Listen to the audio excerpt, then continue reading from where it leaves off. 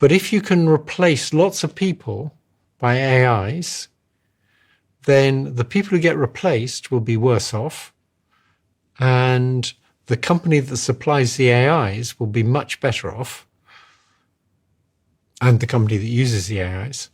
So it's going to increase the gap between rich and poor.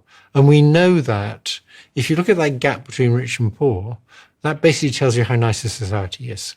If you have a big gap, you get very nasty societies in which people live in walled communities and put other people in mass jails. It's not good to increase the gap between rich and poor. The International Monetary Fund has expressed profound concerns that generative AI could cause massive labour disruptions and rising inequality, and has called for policies that prevent this from happening.